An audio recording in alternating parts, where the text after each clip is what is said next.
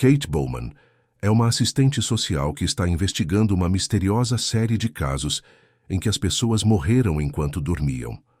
Pouco antes das mortes, as vítimas relataram que uma força sobrenatural apareceu enquanto sofrem paralisia do sono. À medida em que se aprofunda no caso, Kate abre espaço para a fúria da criatura, fazendo com ela e sua família sofram com um antigo mal. O mundo dos sonhos é um terreno fértil para filmes de horror. Vide os inúmeros exemplares já lançados que dele se valem. A Hora do Pesadelo, 1984, é e sempre será uma produção referência nesse quesito. Qualquer título lançado posteriormente deve muito ao longa de Wes Craven. Freddy Krueger era o vilão perfeito àquele universo, encabeçando uma franquia que, mesmo com seus altos e baixos, tem lugar cativo na memória dos fãs. Com isso em mente, podemos logo encontrar o principal pecado deste sono mortal. Longa-metragem dirigido por Philip Guzman, o antagonista.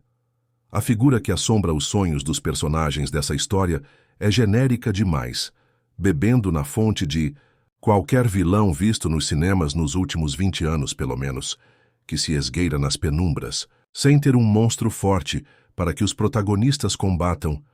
A produção gera mais bocejos que arrepios. O paralelo entre Sono Mortal e A Hora do Pesadelo tem mais força quando sabemos que o roteirista Jeffrey Reddick tentou emplacar um prelúdio do filme de Wes Craven no começo de sua carreira. Embora o estúdio não tenha aceitado o tratamento do roteiro, Reddick ficou no radar e, posteriormente, criou a história do mega-sucesso Premonição, 2000. Difícil saber o que o roteirista fez com aquela ideia para Krueger, mas não seria muito estranho pensar que ele usou alguma coisa aqui. Na trama, as irmãs gêmeas Kate e Beth Bowman, Jocelyn Donahue, têm um relacionamento distante. Beth sucumbiu à bebida e está passando por um período de sobriedade, voltando a viver com os pais e namorando o artista plástico Evan, Jesse Bradford. Ultimamente, algo tem a incomodado com certa regularidade: seu sono.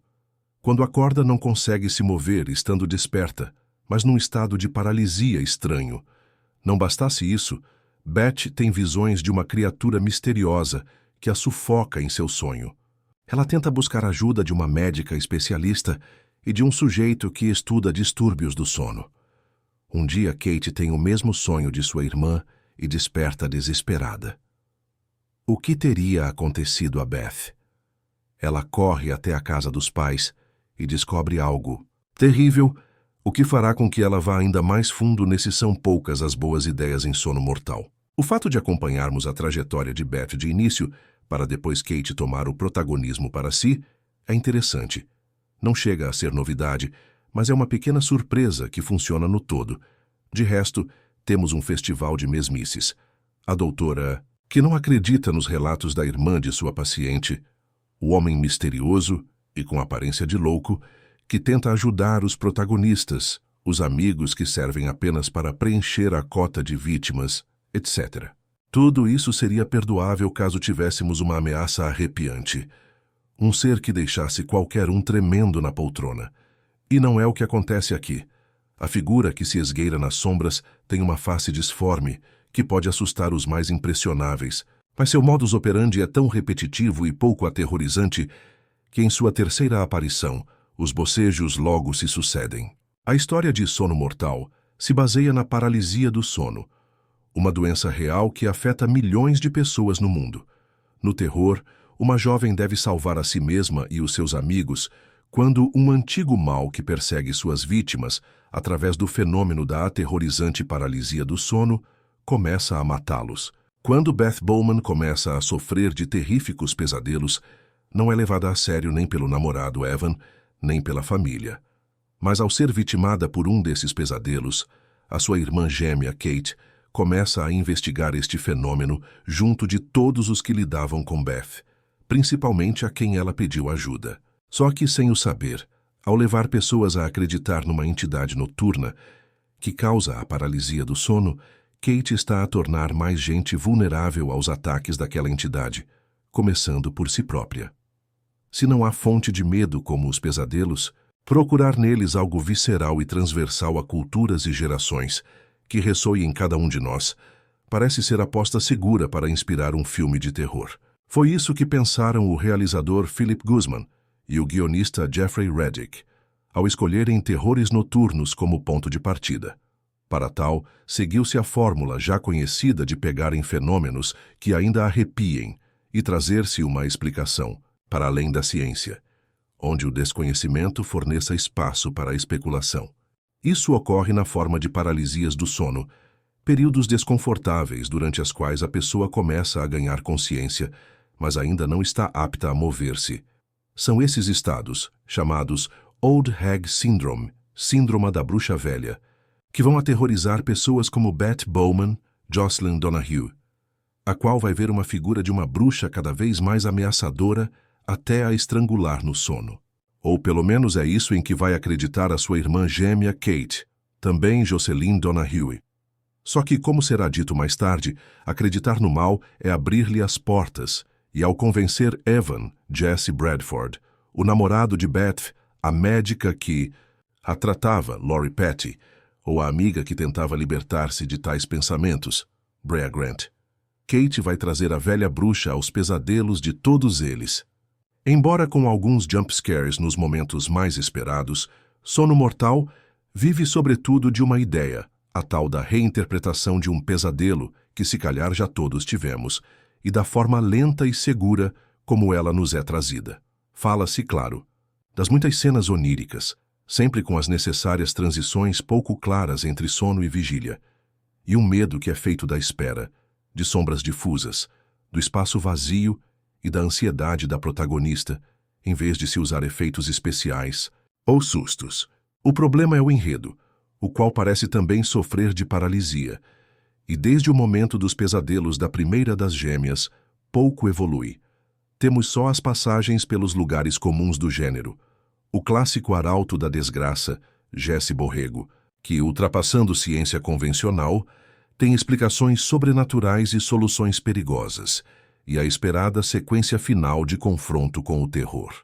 Neste último caso, não deixamos de relembrar Pesadelo em Elm Street, A Nightmare on Elm Street, 1984, de Wes Craven, pelo modo, bem mais imaginativo, diga-se, como também tem de ser no sonho que a protagonista tem de matar o seu medo.